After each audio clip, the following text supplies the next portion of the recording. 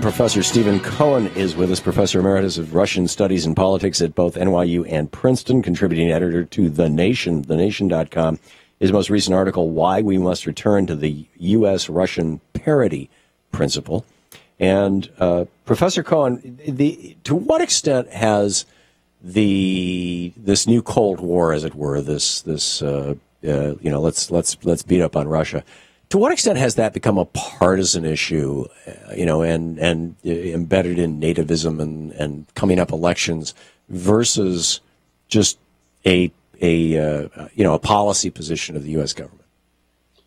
If by partisan you mean to what extent does it belong to one of our political parties or the other? Correct.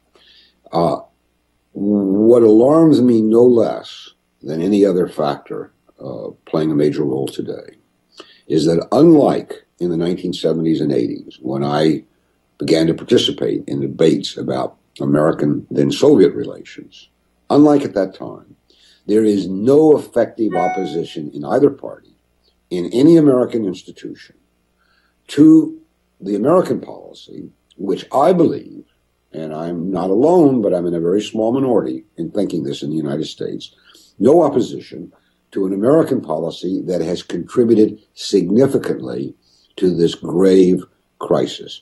No opposition in the White House, the State Department, Congress, the think tanks, the mainstream media. The conversation you and I have, and we've had it frequently, and I'm grateful to you for it, does not take place where it should be taking place in Congress, for example. Yeah. It did in the 70s and 80s. The discussion of exploring alternatives. With the American presidential campaign unfolding as it does 2 years early, it's going to get worse. Ms. Clinton, who's announced, has set out her own position in her thinking on Russia, and it's very, very hard. She's referred to Putin as a kind of Hitler-like figure. So far as I can see, there's no Democratic challenger, even among the 2 or 3 who seem to be interested, ready to contest that perspective and offer an alternative policy toward Russia. In the Republican Party, I should say I'm from Kentucky, so I have some, I wouldn't say affection, but I pay attention to Senator Rand Paul. In the beginning of the Ukrainian crisis, he made a statement, which I don't consider isolationism, but wisdom, that our presence in Ukraine was building a bridge too far. That's a good metaphor. Mm-hmm. But he was attacked by Rubio and he ran away from it and he hasn't been back to it. Mm-hmm. If Paul decides, whatever we think of his other positions, and I'm not very picky at the moment, that's how desperate I am, that this is his issue, that the Ukrainian crisis shows once again that a kind of indiscriminate American aggressive or meddling policy abroad undermines and does not enhance our national security, and he decides to talk about Ukraine and Russia in that connection, he would perform a great service to the United States and to his own party. But at the moment, he seems not to be inclined to do so because he feels he would be vulnerable to his base. By the way, having grown up in Kentucky, lived in Indiana and in Florida, and spent time there later in life, I think this is a misreading of many American people who are uneasy with these crises, right, and who intuitively understand that the United States is just embedding itself in too many places in the wrong way abroad. Otherwise, how to explain all these wars? Yeah. How to explain all these crises? So I think that the right candidate can take this issue, explain it's not isolationism, but a kind of restraint on our part would actually increase our national security. That means we need partners abroad. And in the article that you mentioned that just appeared at The Nation, my article, one of the points I make, and it's been my point for decades, that there cannot be real American national security without a partner in the Kremlin, not a friend. I don't like all this talk, oh, Putin's my friend or Yeltsin's my friend, but a partner who has the same national security interests we have. And I believe that is Putin, but that we've lost him.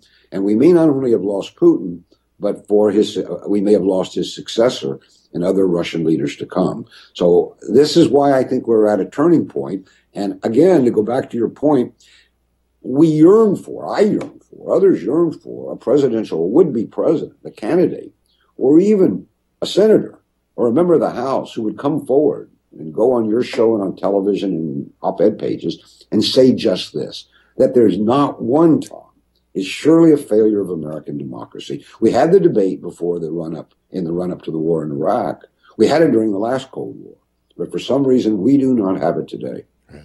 We have just 1 minute left, Professor Cohen. I'm curious your take on Russia's decision to sell intermediate-range missiles to Iran. Well, remember the history of this. No, those are not intermediate-range missiles, Tom. Let's be precise. The SS-300, and there's several forms of it, but the most sophisticated form is considered to be the best defensive anti-missile, anti-aircraft series of weapons in the world. The Russians signed a contract 5 or 6 years ago to sell them to Iran, and at the request of the American government, they canceled the contract, and Iran sued them in international court. The decision now to give them these means that if, depending on how many they give and which model, and where Russia permits them to be located in Iran, it means that an air attack on Iran or its nuclear facilities by the United States or Israel will no longer be easy, if even possible. It would be exceedingly costly. So Russia's changed the whole calculus of the game. And there are various reasons. One is what we're doing in Ukraine. Russia's playing one of its cards. Another is that given the tentative agreement with Iran and the likelihood of pulling back the sanctions, Russia is positioning itself to become Iran's major partner abroad. Weapons, industry, agriculture, many other things. Should this concern us? It's never good to militarize foreign policy. Yeah. But on the other hand, Washington and Israel constantly say that if Iran doesn't do X, Y, and Z, the option of an air attack on Iran is on the table. We've been saying this forever. The Iranians take it seriously. For Russia, this would be a catastrophe. So Russia evidently sees it as a way of taking that option off the table. Yeah. Yeah, it's actually, it's almost, it's supportive of Obama's efforts, arguably, in a way. It would support Obama's argument that there's only a diplomatic solution. That's right. Correct. Brilliant. Professor Stephen Cohen, thank you, Professor. Thank you, Tom. Great talking.